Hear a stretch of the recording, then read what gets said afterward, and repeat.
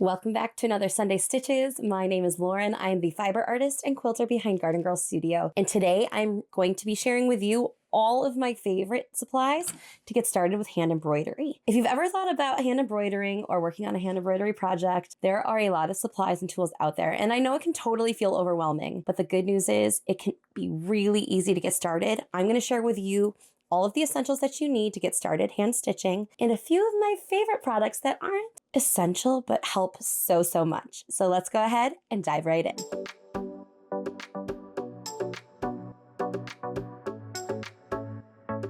There are 5 essential tools that you need to get started with hand embroidery.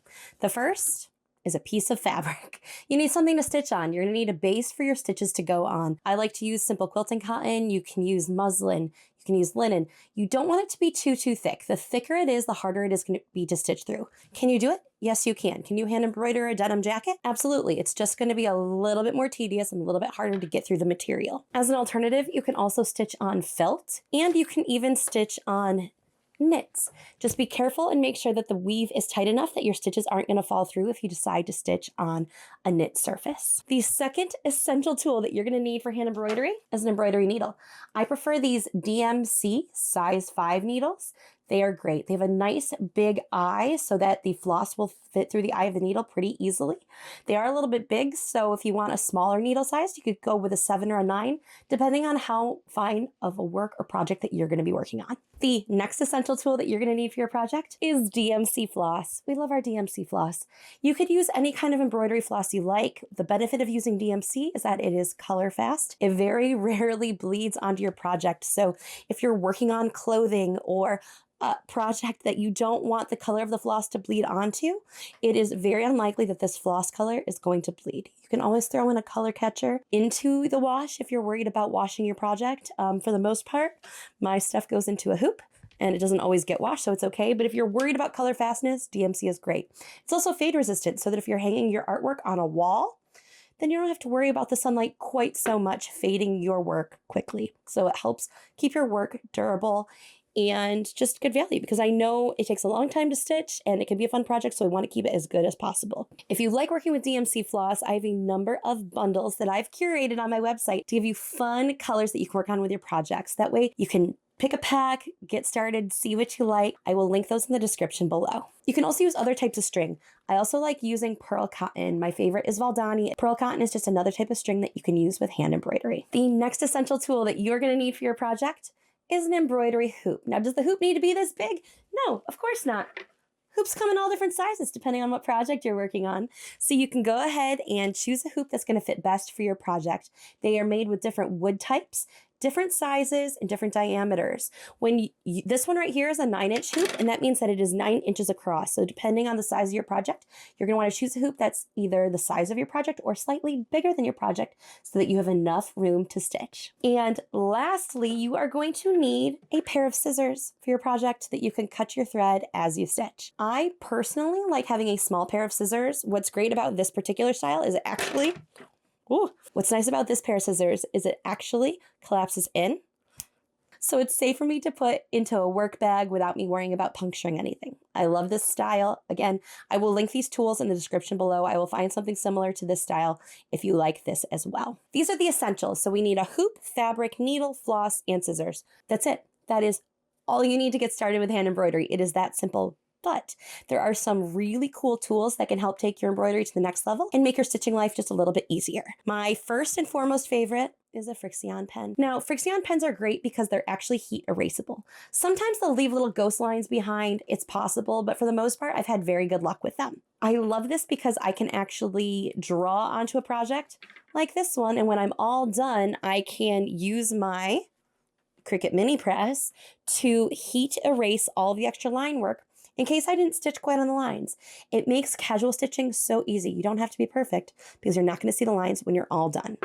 Now, you don't need a Frixion pen. You can also use a pen that washes away in water. You can use a pencil. There's all different types of marking tools, but marking tools help you draw a pattern onto your fabric just to make stitching a little bit easier. So if you don't want to free form embroider and you want to follow a pattern, having a marking tool will definitely come in handy. The next tool that I find that comes super duper in handy is a pin cushion. This was gifted to me by my mom years and years and years ago. You can see I use it all the time.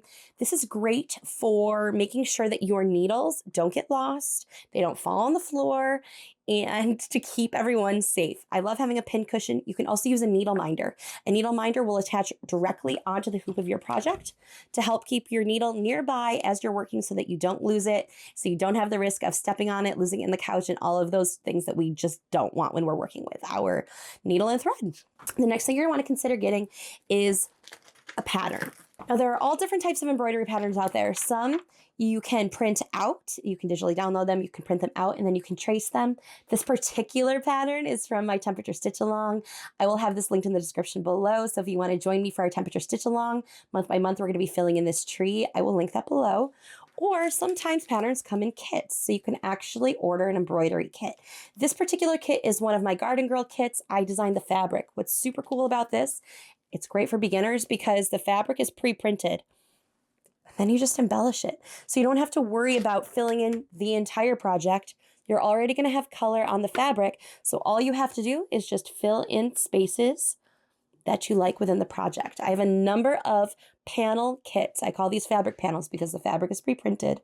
That's a fabric panel. So it's nice to have a kit that's all set up. What's also great about these kits is they come with all of the tools you're gonna need to finish the project, as well as one of my favorite tools, a needle threader. So if you ever have trouble threading your needles, you're gonna wanna get yourself a needle threader. And my embroidery kits come with needle threaders. The next thing you're going to want to consider getting is water-soluble paper. It comes in big packs. My favorite brand is Sulky Water Fabry Solvi. It's printable, so you can print it out on your home printer. But a lot of embroidery artists, like myself, actually print out pre-made packs. So you don't have to worry about printing them out. You don't have to worry about drawing your own designs or downloading your own designs. You can actually get them pre-printed out for you and cut so that they are usable. These are great because these stickers wash away in water. So the way that these stickers work is you will peel off the back just like a regular sticker. You stick them onto your stitching surface. This one's actually designed for, if you've ever seen those Carhartt hats with the right angles, you can actually put this around a hat tag or a pocket and stitch it out. This is from my Florals and Mushrooms pack. But then you just stitch directly through this template. When you're all done, it washes away in water and you're left with a really cool pattern or design. And this is especially helpful when you have a surface that's really hard to trace on. It would be really hard for me to transfer a pattern like this one onto a hat because I can't see through the hat. The hat is too thick for me to actually trace. So having the water-soluble paper, totally helpful. I have a number of packs like this on my website. They are super great. And if you want to do it yourself, it's the water-soluble Fabri-Solvi. I will have that information linked below as well so you can shop and print your own patterns as well. I also have a number of digital downloads on my website that you can print your own. So those will be available as well. The next tool that I find super duper helpful is having a project bag. Let's face it, friends, we got to stay organized.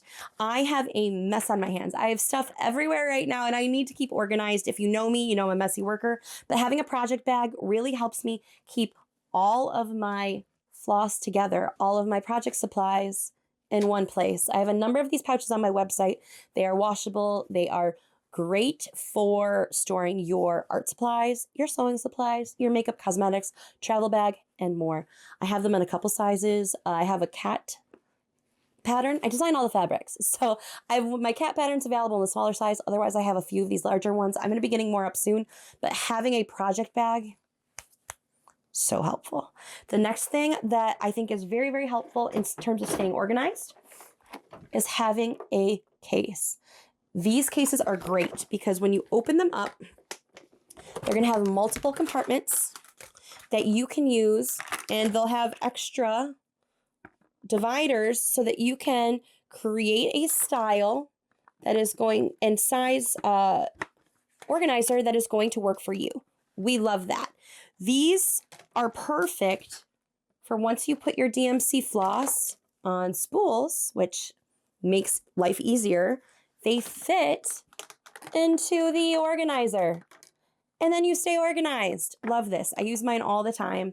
This one is empty, but I have ones that I use that are totally full of floss, and it helps me just quick grab and go without having to grab a whole bunch of spools. They're already designated and I can keep track of my colors and what I'm working on. I love having a project bin just like this one. And the last tool that I highly recommend if you're going to start embroidering is having a stand. If you're like me and you're working with your arms and your hands all day, they can get tired. And I know it doesn't seem like you should be able to get tired when you are embroidering, but I'm a long arm quilter, so I do this motion with my machine because my machine moves and I have to twirl it around all day. And after 6 hours of that, if I come home to hand embroider, say a whole bunch of earrings, my arms are tired.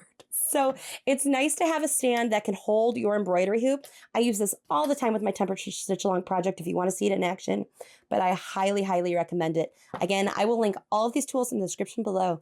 If you have any questions, drop them for me in the comments. If you enjoyed this video, if you found it helpful, I would love for you to leave a like so that it can reach even more people that might find this content useful and so that it's easier for other people to get started stitching. This should be fun, this should be easy, and it should not be overwhelming. So I hope this video helped, friends. I would love for you to come out and hang out with us. We do all kinds of stitching projects. I do small business vlogs. You can see my day-to-day life and different projects that I'm working on, from designing fabric to embroidery projects, quilting, and more. I would love to hang out with you, so be sure to hit that subscribe button. And until next time, friends, happy stitching.